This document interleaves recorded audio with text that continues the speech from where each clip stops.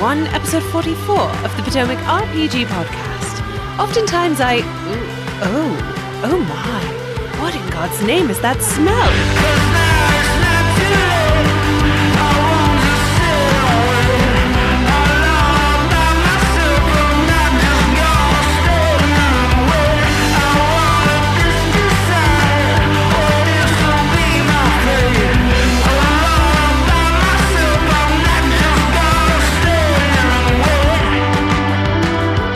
Welcome one and all to the Potomac RPG Podcast, your source for old news, tired conversation, and mediocre advice for all of your favorite tabletop role-playing games. I'm your host and vat of liquefied goblin meat, Adam. Hey everybody, I'm the guest this week. My name is John Campos. I'm from Terrible Games. I'm going to be the Grandmaster of Glop, John Campos, this time around. And I guess that leaves me as your confusingly sexual and terrifyingly gory fiend, Steve. All right, welcome to the show. As you can tell already, we have a special guest on the show today. John Campos from Terrible Games has been kind enough to come on the show, talk with us a bit. He has an exciting campaign going over on Kickstarter called Repugnant. Thanks so much for coming on the show today, John. Really appreciate it. Oh man, pleasure's all over on my side, guys. Hey, well, I checked out your campaign on Kickstarter and definitely want to have you on your Baltimore, so Yep. you're local, which is awesome. We love to see it. And just kind of want to start off by saying, like, what is Repugnant? What is your campaign all about here? So Repugnant is the world's most disgusting TTRPG. If you guys grew up around the same time that I did in the throughout most of the 90s, were my formative years, there was a trend in toy production where things were covered in slime. You would pop zits, pick boogers, Booger Man video games, the Garbage Pail Kids, that kind of thing. Yes. And there's been a considerable lack of that in the pop culture zeitgeist as of recently. So I'm a freelance illustrator, and the stuff that I do for fun that's not contracted work is typically slime covered popped eyeballs and cracked lips and boogers and weird stuff like that. So also like a lot of gothic horror and like occult imagery and things. So we were actually, the genesis of this was we were playing. So my partner Tony Vacindo runs a channel on YouTube called +1EXP that does a bunch of great content for the RPG space, and he asked me to guest on a actual play of a game called my gosh. Well, I can't remember the name of it, but it takes place in a toxic wasteland that has artifacts from the 80s and 90s pop era, like audio cassettes and high top sneakers, bubble gum. Oh, nice. It's sort of anyway, I was playing this character who was like a necromancer, and my character was built in such a way based on the parameters of the game that we were in that Neon Lords of the Toxic Wasteland is the name of it. It's a great game. I would absolutely check it out. It's an OSR kind of thing. But I was playing this character who's just like this scum bucket, and we got to this part in the game where we were inside of on the examination table was like this corpse, and I searched the corpse, and buried inside of its organ cavities was a bag of like rainbow colored drugs. And because of the character I was playing, I just immediately like cut them into a couple lines and snorted them in the middle of the game. And then I rolled this 2d6 index outcome thing, and it gave me like jacked biceps. Like the drugs were basically like testosterone. And there was something really liberating about that moment. Like the other players who I had never met because it was an online actual play were all sort of like raising an eyebrow to me, being like, "Oh, I found drugs in a dead body. I immediately snort them."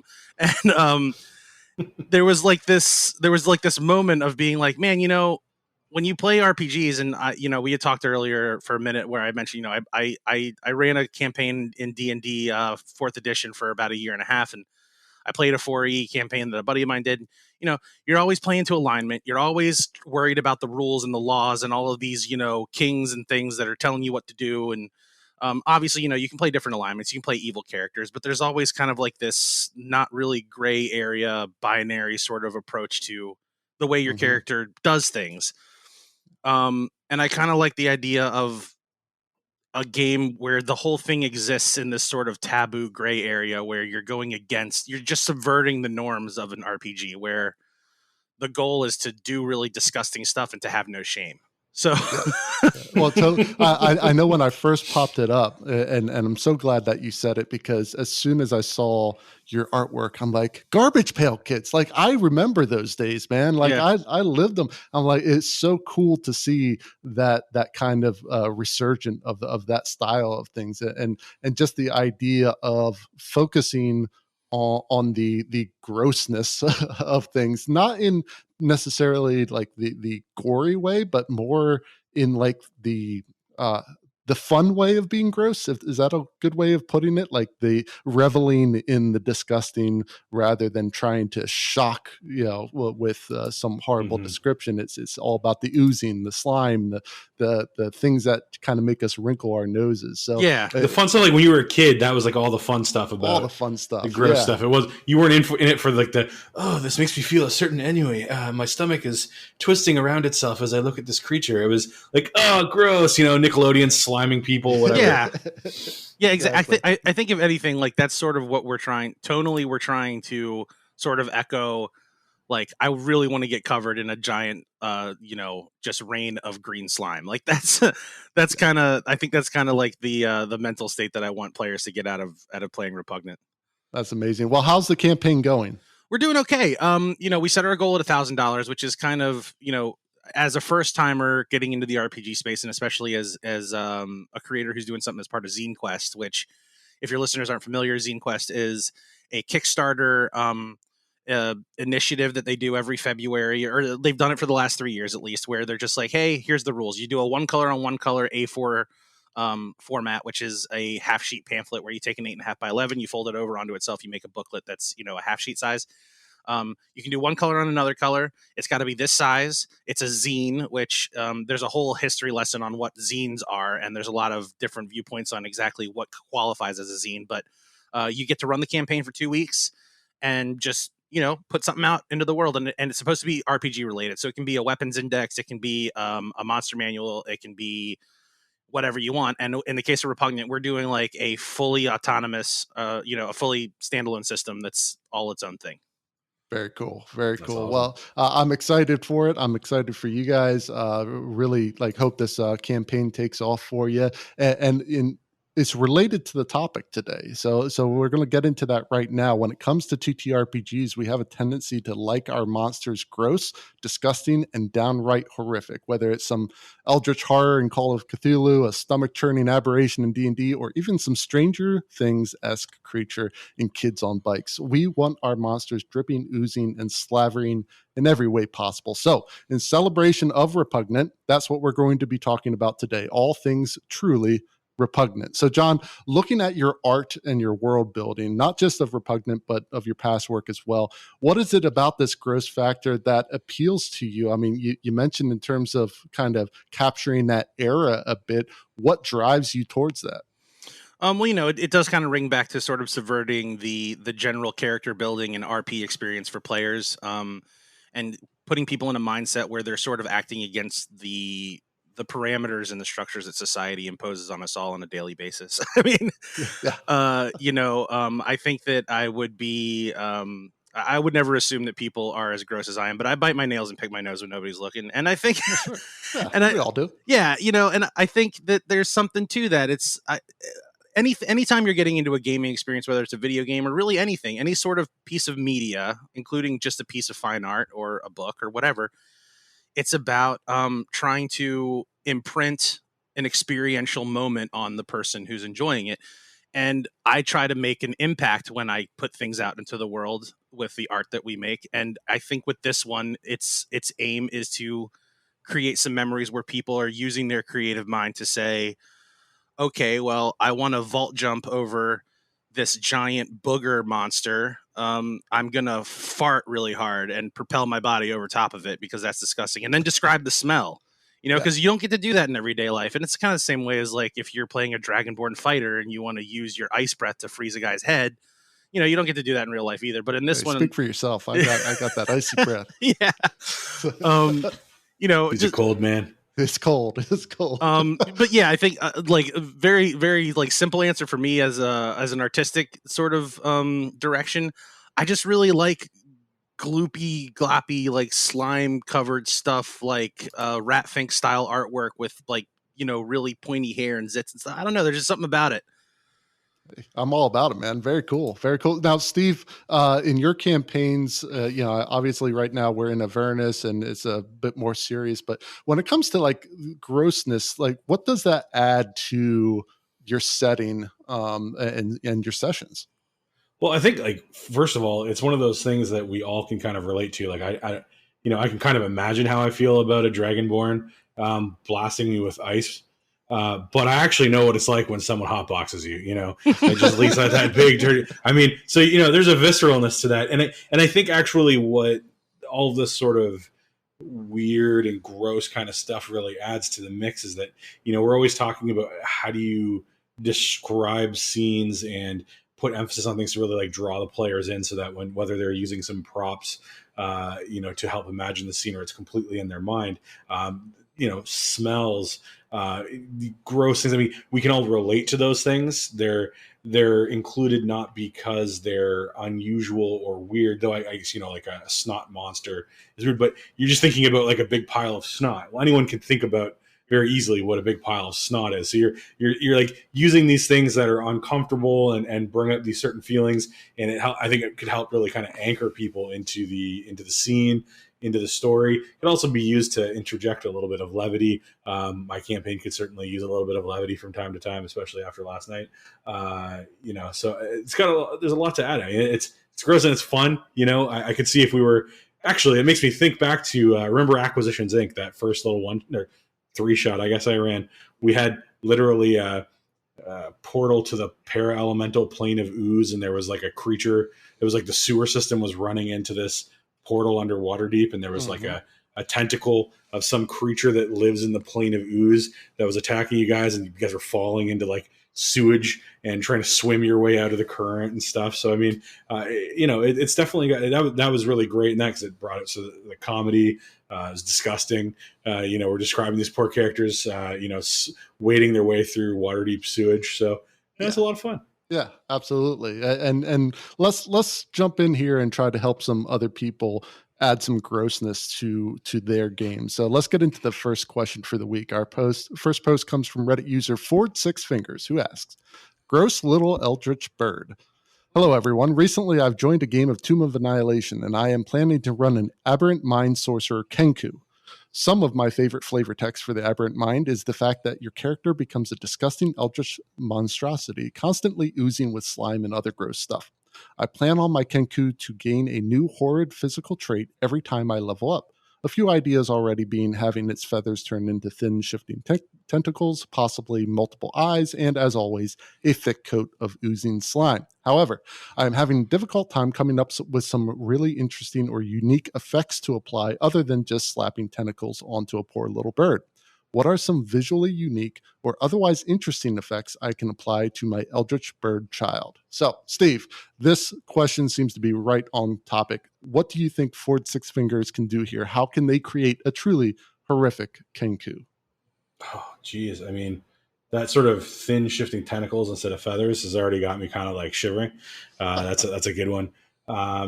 I was trying to think about, I can't remember, the Aberrant Mind, I think was like an Unearthed Arcana, and then they turned it into an official class. I can't remember if it has any sort of like a telepathy thing going on, but it seems like the sort of class that would. And I'm just thinking about, I was reading this question and thinking about it. I know visual is where the first place we go for terrifying things, but I'm thinking about like, Kenku they can't really talk.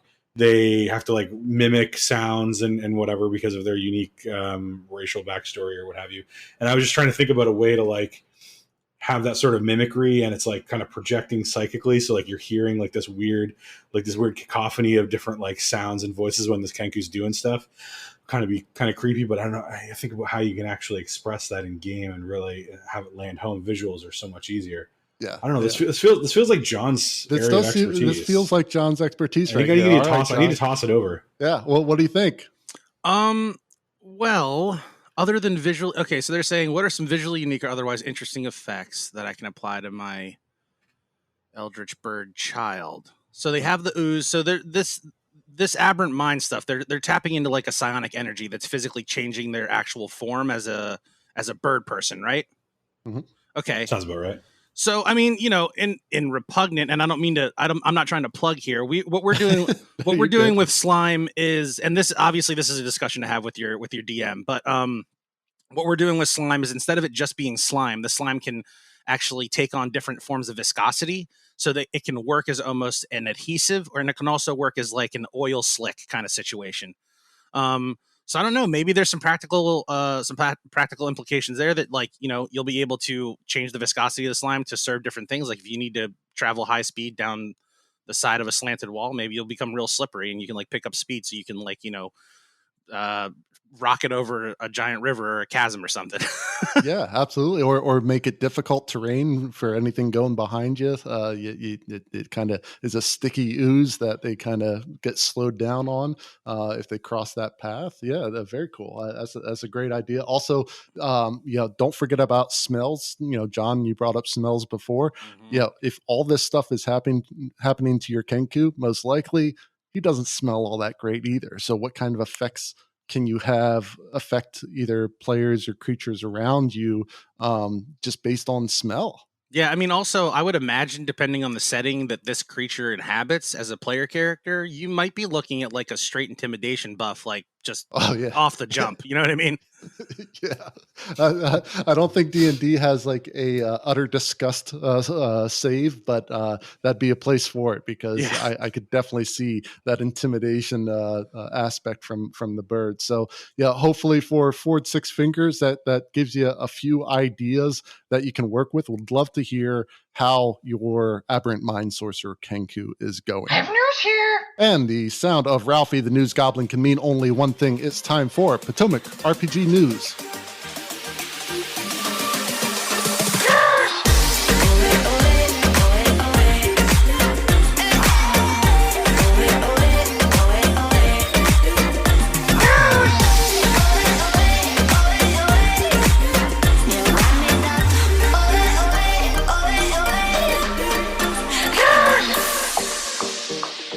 All right, so the news to discuss today is a few weeks old at this point, but still well worth discussing. Zinequest 3, as John mentioned, is happening right now on Kickstarter. John, your Repugnant campaign is part of this project, and Charlie Hall over at Polygon has an article talking about it from a few weeks back. Now, you explained a little bit about what Zinequest is, John. Can you go a little deeper in terms of kind of what brought this about and like the community that's involved with Zinequest? Sure. So as I mentioned before, this is like this is an initiative that was put forth by Kickstarter, which if I had to venture a guess, I'd say that Q1 is probably kind of slow on Kickstarter because people are all spent out from New Year's and Christmas and whatnot. So they figured, hey, why don't we try to give people the tools to get a smaller 2-week campaign going with a low cost so that they can pump out some material really quickly. And, the game space on Kickstarter has been very slowly just taking over the entire Kickstarter community. Last time I heard, I think that it's something like 40% of the projects funded on Kickstarter are game related. Wow. So sounds about right. Yeah. So I mean, I'm in both sides of that sector. Getting into Zinequest, we're doing some stuff for Repugnant, but I also funded a project last summer called Token Tears, and leading up to all that research, I've seen the ubiquity of creators that are making stuff and putting it up on Kickstarter. So anyway, I mean, the zine community for the RPG hobby is just really vast and really, really diverse. And the greatest thing about Zinequest is that the barrier for entry for a creator to decide, hey, I'm going to go ahead and make a zine is so low. It is basically, if you're somebody like me who has some artistic ability, that's a huge help. And even if you're not, there's a lot of open source and fair use artwork that you can grab and drop into your zine to give it some nice visual flair. But if you're a writer, if you've been playing a lot of RPGs, you can take your ideas and your sensibilities about what an RPG should look like or things that you think are missing from the RPG space and immediately insert it in the form of a zine. And like I mentioned before, you see everything from bestiary books, weapon indexes, weird alchemical outcomes and weird recipes you can do for potions.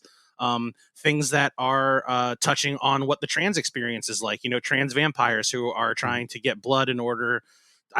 There's a campaign that's running something like that, and I don't want to speak out of turn about the context of their stuff, but it's really great to see, more marginalized groups who, to be honest, are kind of pushed to the outskirts of the gaming hobby. They get a voice to come in and create things that speak to their experience. And yeah, it's a beautiful thing because it really just bring a lot of RPG hobbyists and fans into the world of being a creator. Zinequest rules.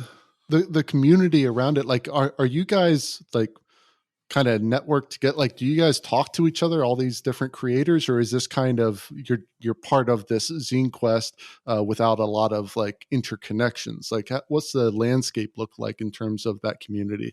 So Facebook is, for all of its faults as a platform, it does have good community building tools. And there's a group on Facebook called RPG Zines. There's a group on Facebook called Black and White RPG Art. There is the Board Game Design Lab. I mean, if you can think of a group where people would gather to bounce ideas off of each other, it probably exists. You also got Reddit, and from what I understand, Twitter is a bit of a hotbed for indie game creators as well. So yeah, a lot of these creators are bouncing ideas off of each other and also just showing off their work and trying to promote and doing all that stuff. And yeah, especially in the Kickstarter space, you really do want to reach out to that community, make yourself accessible, and say like, hey, thanks for being here. You guys are super awesome, and we love your excitement. What kind of things would you like to see out of a player character class or a race, or what's a creature that you think would be really cool? And there's probably nothing more special when it comes to doing a game or even being involved in a project as a backer, where something that you suggest gets included. I mean, it's super cool. True. That's true. Absolutely. Because and you mentioned the board game side of that. And yeah, I was from a consumer aspect, I was on Kickstarter. Like, the board game market has been going strong for years now. And it's really cool to see the TTRPG kind of building up as well alongside the board game content. So it's really cool to see how much games are really pushing through on Kickstarter, and a main generator of income. It's really cool to see. Yeah, I mean, I can tell you now from the creator side of things, it's not really, nobody's really doing it for the money. Yeah, that's what I've heard. What I've heard. But the one thing that is really interesting that I've seen a lot of, and we actually did a bit of a pivot content-wise with Token Terrors, is that a lot of indie creators and even some larger ones are putting a really big focus on lore, story building, and just world building in general of the games that they make and the worlds that they occupy. For example, there's a guy named James Hudson who's a pretty big name in the board game space, and he just recently launched a campaign for this game called Bloodstone. It's an arena fighter game. I'm not sure if I'm going to back it yet. It's a little out of my price range, but I was really impressed that they actually hired an author to write a novel about the world of the game. And I see stuff like that, and I'm just like, man, like the RPG sensibility of game design is starting to sort of lurk into just the more pick up and play board game world. Yeah, for sure. Well, that's really cool. Well, Steve, looking through this article and stuff, like, John, when did your campaign launch, by the way? February 15th. February 15th. Okay. So this article is from before then. I was about to blast Polygon for not including Repugnant within its article. But so looking through all these games, like, what's your opinion of Zinequest? Because quite frankly, I haven't really followed the different Zinequests too closely. What are you thinking about this, Steve? It's like, I don't know how people have so much time to play so many games. I feel like there's all these great ideas, and it's like, not all of them are going to be ideas that I want to spend like a year-long campaign playing, but it's just kind of fascinating to, like this Two Summers game, like that just seems really interesting. It's a very different sort of role play experience. It's talking about, emotional flashbacks, and you're going back, and like your characters, I think, are like, older in life, and they're like going back and revisiting these times in, like, I don't know, the 90s or something. And that's just really like an interesting exercise, an interesting role play experience. I don't know if it would appeal to, say, everyone in our group, but I think, it's the kind of thing that I'd be down for trying out for a session, but, don't have a lot of time to, invest in all these different games. So I think this sort of format where, we're talking about like a folded over sheet of paper, size sort of booklet, I think John, you said like 2 colors max print, so it's like obviously made to be cost effective. Mm-hmm. Doesn't it represent like a large investment? That to me seems like a good way to sort of handle it. If you can find some time to fit in, I don't mind adding this to my shelf, knowing that I may only play it once if I do, or I may just mine it for some ideas or just for general interest. Whereas, there's so many times where I've been 2 seconds away from clicking on back for it's a $60 hardback in full color of all kinds of content that I'm probably never going to get to use because everyone's lazy and uses D&D Beyond, and I don't have to plug everything in manually myself. So I think it's a smart way to do things, and I just love the reminder for someone I've been playing, some version of role-playing games and TTRPGs for many, many years now, but it reminds me sort of how narrow my sort of experience is with mostly fantasy D&D-ish type stuff, some World of Darkness type stuff, some superhero type stuff, but it's all still very much in the sort of heroic, or I guess World of Darkness is very heroic depending on your perspective, but the sort of heroic long-term story, and there's like so much more you can do in the role-playing space, and I appreciate the reminder, and I'm glad that there's a place for creators who are creating this sort of stuff, whether it's emotional stuff or John, to your point, grossing out and having fun and recalling these sorts of things from when we were younger. I mean, I just think it's really great that there's a space for that. Yeah, I think that's my biggest takeaway when I look through this. I'm like, man, there is so much that we're not playing. Like, there's so much that you want to do, and it's like, wow, look at all this great stuff, and such a low barrier for entry to get these ideas out, because with all of this stuff, this helps shape the landscape of the TTRPG, hobby as a whole. And it's so cool to see these different ideas come to fruition. And I'm really excited to check out all the different campaigns for Zinequest 3, in addition, of course, to Repugnant, which we're really pulling for you, John, to get a bunch of support on that. So check it out. I will have a link in the show notes for the article, as well as a link to check out some of these games for Zen Quest 3. But we're going to step out for a moment, but stay tuned. We'll be right back after the break.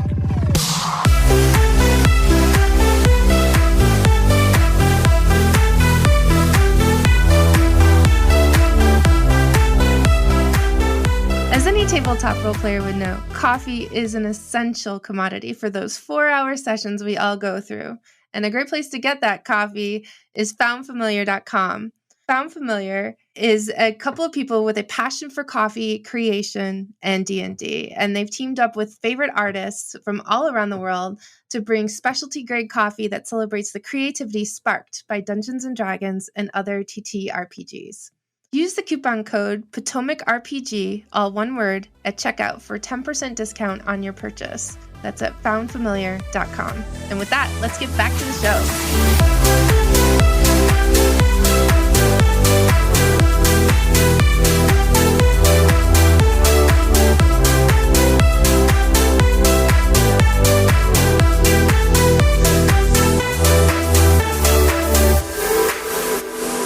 How about another post? This question comes from Reddit user Harambe Shot First. Oh, that's not cool. Okay, who asks? Getting gross with descriptions. So this is the first session back from a TPK, and we have a new player starting. The first mission they're on is to investigate a village they had skipped past that had a cult attempting to resurrect the dead king they worshipped like a god. Unfortunately, a bad man sabotaged the ritual and brought forth a Armanite, am I saying that right? Who promptly gifted a bunch of commoners with Eldritch Blast for their loyalty, had them wreck the village and take over the local chapel for himself, attempting to turn it into his lair. He is doing this by desecrating the place. The first step is by possessing a human and cannibalizing someone on the altar. I want to make this act as gruesome as I can. I've settled on him making slurping noises as he just shovels fistfuls into his mouth, as well as breaking open a rib bone to suck out the marrow. But I'd like to add at least one or two really gross things to help sell it as wrong and gross. I know this is a little fucked up, but I'm all ears for suggestions. I got some stuff. Steve, John, you got this. Yeah. All right, I mean, number one, if you're cannibalizing a corpse, there's a thing that happens with dead bodies where they fill up with methane gas. Yeah. So, step one, just go ahead and reach into those guts as you're doing the disembowelment act, ripping through the bottom of their torso into their stomach cavity. Just take out their lower intestine and squeeze out what's in there and just slurp it up. Oh, God. You can also take the bladder and maybe pop it over your head and sort of wash your hair with it. Maybe a punch to the gut before you actually dig into the innards will make a really ripping methane fart just come out of the bottom of their colon. And you could do some other stuff also with maybe earwax or I mean, I don't. You're very on brand, John. Yeah. I'm sitting here thinking like, okay, how am I going to make this a little more horrific and gross? Well, we've got all these sort of this eating and the slurping and cracking a rib and sucking out the marrow. Well, this creature can give people eldritch blasts, so I'm assuming it can do things like sustain the life of the creature, of the human, while this cannibalistic orgy of eating is going on. I was thinking, like he's spread out on the altar and he's still alive, can't move because his spine's shattered or whatever, but is still sitting there screaming in agony and pain, looking for help, staring at the PCs as I guess maybe the small intestine is slurped up like a little snack out of the stomach there, but. Please, John, by all means, continue. Oh, no, I'm all tapped out for the moment. I mean, mostly just, it doesn't get scatological kind of gross out stuff is kind of where Repugnant sort of, I don't know, we take a moment.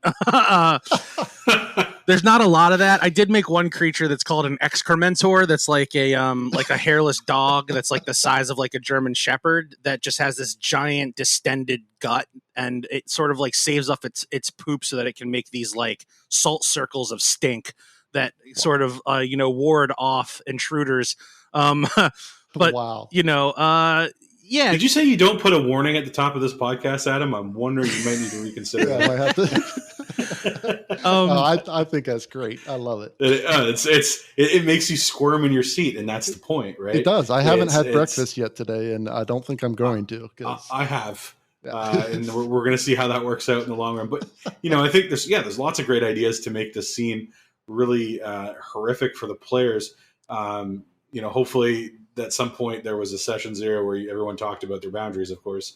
It would be good to know that, players aren't going to be, this is going to be very unexpectedly graphic, I guess, for the players. Yeah, but dude is opening him up after a TPK with a guy straight cannibalizing somebody on an altar. Yeah, I'm thinking, that new player. Let's just hope that new player got the memo. But I think that seems part of the input. Just think of that. It's their first time playing. Like I remember, like my first playing. If I walked into cannibalizing a corpse and slurping up the fistfuls of viscera, wow, I sure hope they're ready for that. Yeah, it's a cool visual though. I mean, you think about like I'm just going to imagine TPK. Maybe they all start back at level 1, right? So you're young adventurers. You're in this town. Maybe something's going on, or you don't. You go to the chapel to deal with the problem, or to find some guidance, or have you push open the door, and it's like a scene out of like, I don't know, a good Diablo game. And the camera like pans up, and there's just this creature, this humanish kind of creature. Maybe I'm just picturing like really exaggerated sort of limbs. It's too tall.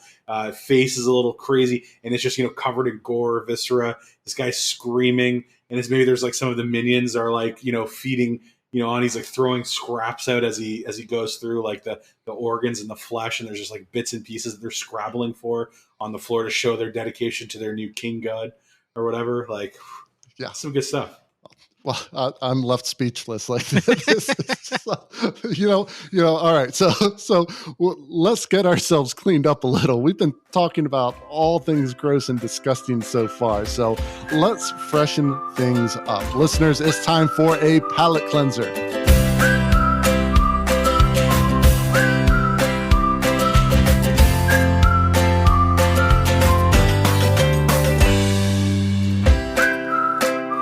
Welcome to the Palate Cleanser. Now, this week we're going to continue with the D&D tag that was started about a month or so ago by Jenny D on YouTube. It's a list of questions everybody can answer about their experiences playing D&D. Now, I've already answered these on the past podcast, so it'll just be you two, but we're still going to zip through these questions at a pretty good clip. You two ready? Yep. See it? All right, let's get into it. All right, so you got like 3 seconds to answer. Question number 1. John, we'll go first to you, then to Steve, and we'll just keep going back and forth. Okay. John, what was your first D&D character? Dragonborn fighter. Nice. Steve? I think it was like a human necromancer back in like 2E. Nice. Question 2. Which D&D class is your least favorite to play, or do you not want to play? Oof. I've only tried playing a wizard once. It's not analytical. It's just the spell slot system is always just kind of confusing to me. But I can agree with you there. Yeah, it's tough. I really love what wizards do flavor wise. I love that they're more about role play than anything else. And I'm really into that. And I love playing bards, which are sort of part of the magic class. I'll say wizard for now, but I don't really feel good about it. Okay, Steve. I've just never gotten the flavor of druid. It's never done anything for me. I don't think I've ever played a druid. I feel you. All right, question 3. What D&D spell would you most want to have in real life? John? How do you not say stinking cloud? I would speak to animal. Okay, very cool. I like that. Steve? I'm sorry, guys. I'm just gonna do the obvious here. Wish. Wish. Okay, outside of Wish. I canceled Wish last time. Son of a bitch. That's too easy. Power word kill. Can I just interject really quickly? Like when people talk about superpowers, they don't contextualize it as to whether or not it is them in the reality we currently inhabit, or if it's a world where other people have powers. Because if I was able to cast a fireball in this world, that would bring a world of problems into my personal life. Like, very true. Very true. Society as a whole would balk at that of a person being able to do that. So I say speak to animal because no one would ever know that I can do that, but I could just talk to birds. How cool would that be? Okay, yeah, I get that logic. Absolutely. Following on John's logic, I mean, I just go for like a phantasmal killer. There you go. Okay, so you're going to end up being like a hitman for hire? Like, hey, I can take care of whatever. Not going to be I tell you, but then I'd have to phantasmally kill you. All right, question number 4. What's your favorite D&D monster? John? It's gotta be a gelatinous cube. All right. You and Tom would get along well. Tom loves his cubes and oozes and stuff. All right, Steve, what do you got? Ever? Shoot. I mean, it's hard to pick just like one. Wait, no, goblin. Goblin also, but yeah. Goblin? Okay. What a gelatinous goblin. There you go. That's what we're doing. That's what we're doing here at Terrible Games. Exactly. Yeah. I love it. I'm not gonna be able to pick a favorite monster. That's too hard. But I will say one of the ones I have a strong desire to work into a game sooner rather than later is the Ultraloth. Nice. I love those masterful manipulators. Very cool. Question number 5. What's your favorite NPC or villain that you've encountered or created? John? In the campaign that I ran, we had this guy who was an NPC character that traveled with the party. His name was Kingborn III. He was trying to put together various pieces of this giant golden vault that opened up to another reality of treasure. Like it was just like Scrooge McDuck, the planet. Nice. And he was really cool to play. But the coolest thing about him is that he had a chef that traveled with him on this airship that the party was on. And the party would encounter these different the idea behind the game is that they would go to all these different locales and they would always encounter some sort of ingredient that the chef needed. And if they were able to get it and bring it back successfully at the beginning of the next campaign, when they woke up to go do the next mission to find another piece of the vault, he would make a meal with the ingredient. And very cool. Yeah, his name was Chef Jean Priant. And I loved playing him because I did his stupid French accent, and I would basically create a menu for the players. It was just super fun. Very, very cool. All right, Steve. So you guys never went far enough in the Acquisitions Inc. game, but I had this whole thing. I'm trying to recall all of the details now, but it was a Fire Genasi-led group whose name was Guy Fier, and they were the Knights of the Flavor Crown. He had a bunch of guys, and they were the Knights of the Flavor Crown, and it was a ripoff of Guy Fieri and some other Food Network stars that were going to be an opposing branch of Acquisitions Inc. Very cool. Nice. All right. Question number 6. Has one of your characters ever died, and what killed them, John? Yeah. I was playing this druid who had a baby bear little brother, and we were playing with this guy who was not very experienced. He did this thing where like he took a guard, like we encountered like this royal guard out in the woods, and he like took both of their faces and thought he could like wear them as masks. So he entered the town, like we were trying to stay low profile. He entered the town wearing one of these masks, thinking he could pass as a guard, and he immediately got clocked. Like, and he was wearing someone's face. Yeah, he's wearing somebody's face, and we were like, "Dude, you can't do that." And he was like, "No, it'll be fine." And then, yeah, like that led to him getting captured and then brought into the town square, and then basically, like in front of the entire village, like the executioner and the king were just like, "Can anybody speak to like what the hell is happening here?" And one of our other party members like raised their hand to speak up in his defense so that we didn't have a player get killed, and then we all got killed. Nice. Oh, good times. Yeah, it was really cool. Steve, what do you got? I don't think I've ever had a character die.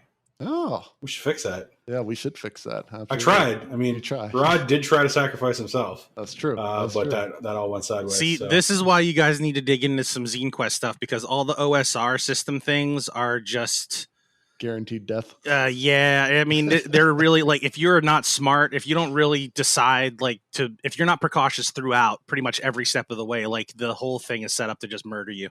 Yep. I'm just gonna throw this out here.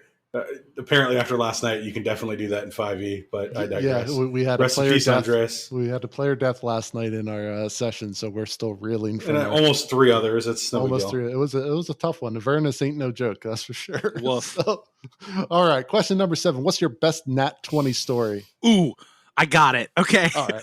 So with that Dragonborn fighter, I took him to Paragon Pass, so I had like wings and shit. And we were on top of a giant, like, living mountain that was walking, and we were facing off against the big bad that we had been hunting for the entire year of this campaign. I can't remember the villain's name, but he was holding this thing called the Crown of Man, which was basically like this ancient relic that was going to be able to shift the tide of, the duality of good and evil in the realm. And the DM's talking, and he's delivering like this epic, monologue with all this gravitas and malice. And I just stopped him, and I was like, we're all standing on top of this thing and it's moving. How far away am I? And he was like, you're like 5 or 6 feet. And I was like, stop talking. I grabbed the crown. And he was like, you just grab it? I was like, yeah. The dude's standing 5 feet away from me. I grab it out of his hand while he's talking. And he was like, roll for it. I rolled a nat 20, and the campaign was basically just finished. Nice. Very nice. That's awesome. All right, Steve?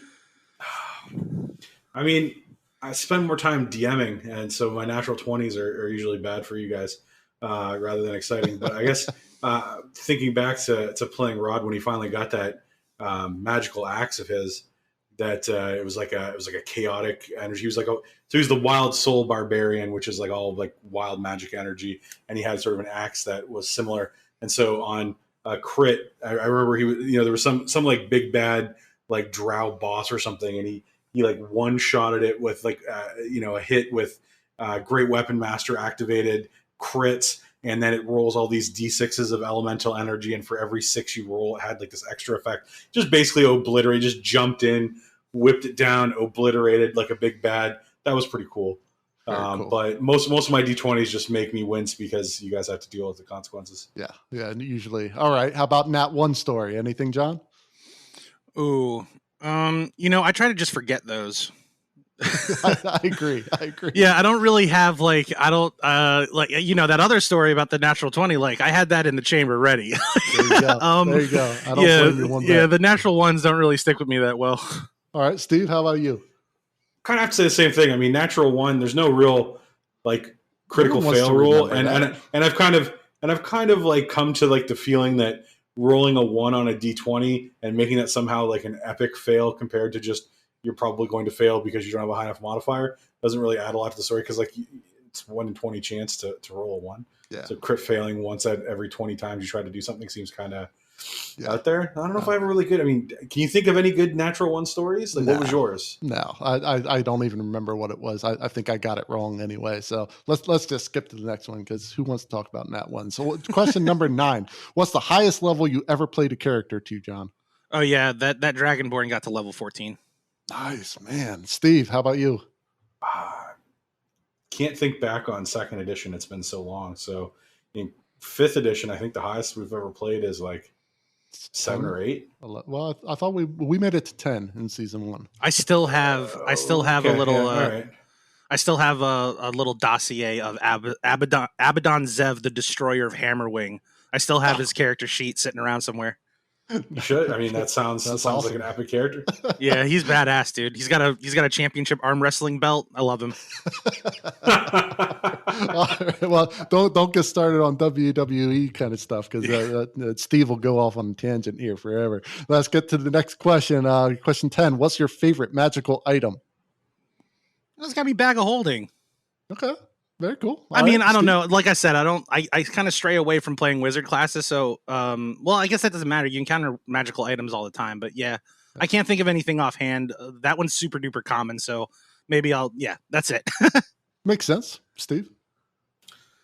Well, you know something, brother. No, I'm just kidding. Favorite magical item? I don't know. I don't really have a favorite magical item. I mean, I guess my favorite magical item right now is the Shield of the Hidden Lord, because that's just cool. Yeah.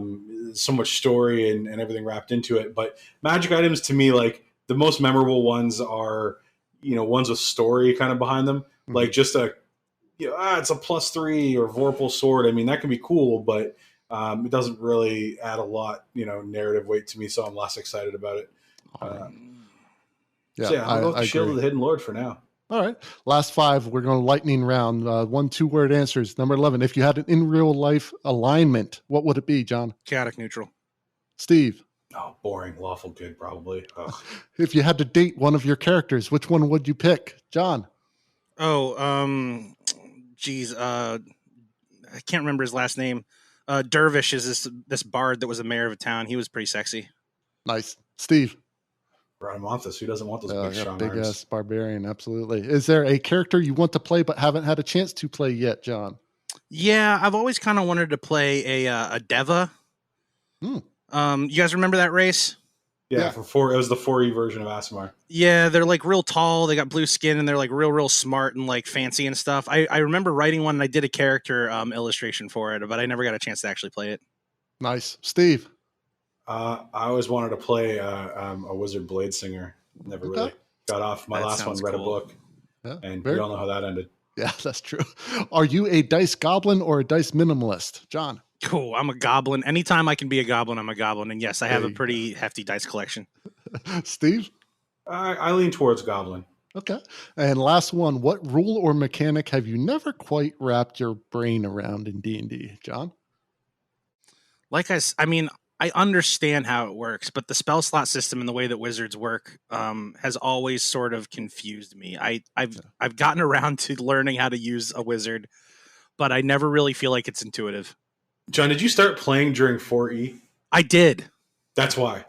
That's probably right. So it's completely different from how wizards were done before and after. Yep. Yeah. Mm-hmm. Yeah. All right, Steve, how about you? What mechanic? I think we ran into like 5 of them last night. Yeah, I think I still struggle with grapple. Grapple. All the permutations of how grapple works. But I'm starting to figure it out, much to your detriment. Yeah, exactly. All right. Well, that was the D&D tag. Thanks, guys, for playing along with that. Really interesting to hear your answers on that. But let's get to the last post of the week. This comes from Reddit user Chris in DC, who asks, a night hag is using a spinning wheel to make her hair into yarn. What is she making with that disgusting yarn? My players are hunting a coven of hags. During an impromptu scrying by one of my players on one of the hags, I described the following scene. In a large room, seemingly blackened by intense heat, you see a hunchbacked woman with dirty, matted gray hair. She is bent over a spinning wheel and using her clawed hands to feed her matted hair into the wheel. From a hole in the floor, a bulky gnoll crawls towards her and speaks in a guttural language with her. After a few moments, she backhands the gnoll, a spray of blood flying out from the wounds. It cowers in fear before scurrying back down the hole. This went over well with my players. They were disgusted and intrigued by the matted hair and the spinning wheel. I just can't figure out what she would be making from this. Love to hear your thoughts. All right, John, fire up those creative engines again. What horrific thing can a night hag make out of her hair yarn? I'm gonna go with a stink shroud, and I just made that up. It's like it's like a shawl. Oh, shawl, yeah, like a stink shawl. Okay, yeah, right. Like witches be wearing shawls, and yeah. If you does it stink or it's got to stink? if she's hanging out with gnolls inside of dank dungeonous rooms, like weaving her hair into a spinning wheel, I mean, there's no way this lady has showered anytime recently. Yeah. Is she? So I'm wondering if she's spinning the hair. Is she like spinning it while it's like still attached ripping to her it out scalp? of her scalp? Yeah, exactly. So little bits of flesh and blood are getting mixed in with the yarn. And let's be real. I Definitely. mean, we're talking about lice, other sorts of insectoid inhabitants of the scalp, probably some dandruff, a lot of oily kind of, I mean, there's a lot of different things that are getting fed into this spinning wheel, and it's coming out of the other side with a wearable. It's gotta not smell great. I don't know if it's enough to scare an adventurer away, but I would be kind of grossed out by it for sure. That's awesome. I love it. No, great answer on that. But that is going to do it for us this week. Remember, if you want to send in your questions or anything you find on the internet, you can send them to questions@PotomacRPG.com. Check out our store for merch at teespring.com/store/PotomacRPG. If you'd like to support the Potomac RPG podcast, you can find us on coffee.com/PotomacRPG. And lastly, you can follow us at Potomac RPG on Twitter, Instagram, and YouTube. Remember to check out Repugnant on Kickstarter now. Go back at John, is there anything else you want to promote or let our listeners know about? Sure. Also, so we're in the post-campaign pledge management / late pledge phase of Token Terror's Battlegrounds, which is a 1-versus-1 semi-abstract skirmish game where you are a warlord who drafts an army of 10 mini monsters in a battle to the death. Our miniatures are not like your normal miniature. They're like a Japanese Keshi style mini with giant heads. They're almost super deformed, but they don't have any sort of like note of anime or manga of any kind. They do not have an attached base, and there are no akimbo weapons, capes, or arms or legs. So they have a dice-like shape. So even for your RPG players, if you wanted to populate a village full of goblins or zombies, instead of spending $2 to $4 per miniature to actually have physical minis on the battle map, you could buy a 6-pack of Token Terrors for $10 and populate your battle map for a lot less money with a thematically on brand miniature. And they also multifunction as token creatures for Magic the Gathering as well. So if you like those tribal decks that generate a ton of token creatures, our little minis are dice-like in shape, so you can just toss them in your dice bag and take them around with you wherever you need to go.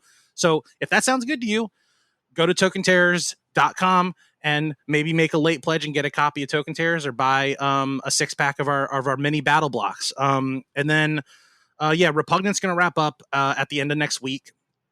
And we're going to fulfill on that and Token Terrors over the spring and summer so that we can get ready for the launch of our newest game called Black Mold, which is coming to Kickstarter tentatively in October. In Black Mold, you are a prisoner inside of a subterranean compound who is recently released by somebody who was able to get out of their shackles and unlock the door. But when they open the door, you are greeted by a looming black fog with particulates floating in the air. The escaped prisoner breathes it in and immediately collapses and dies. You realize that there is a fungal overgrowth occupying every hall and corridor of the subterranean compound. And in order to escape, you must hold your breath. So the hook of the game is that your turn lasts as long as you can hold your breath. And you're going to be exploring basically a dungeon builder where you're going to co-op until you don't want to, or until it doesn't serve you, going through this compound trying to escape with other prisoners. It's got a monochromatic black metal sort of art aesthetic, and there's been some considerable interest about it. I'm really, really excited to actually roll it out to the public. One thing that's been a little challenging is we can't really play test it, but you guys are local, so if you ever want to give Black Mold a shot, we have a prototype here. Well, that sounds awesome to me. Sounds really cool. Where can they find you on social media? On Instagram, I am at ghost_bat_ token at Token Terrors for Token Terror stuff, and at Terrible Games, tokenterrors.com or terriblegames.info for any of just blanket for the entire company. And find me on things. I also do playtesting on Tabletop Simulator for a number of different things we're working on. And I like to share games and playtest games. Very cool. Well, hey, everybody, you got Repugnant out there, you got Token Terrors and late pledge, and you got Black Mold coming your way. Very hopefully cool. not in your home. Hopefully not in your home, yeah. But thanks for being on today, guys. Thank you to the rest of the Potomac RPG crew and, of course, all of our wonderful listeners out there. So for the Potomac RPG Podcast and Terrible Games, I'm Adam. I'm John. And I'm Steve. Till next time, keep those dice rolling, keep those stories coming, and Never stop. Never Stop playing. fucking Repugnant.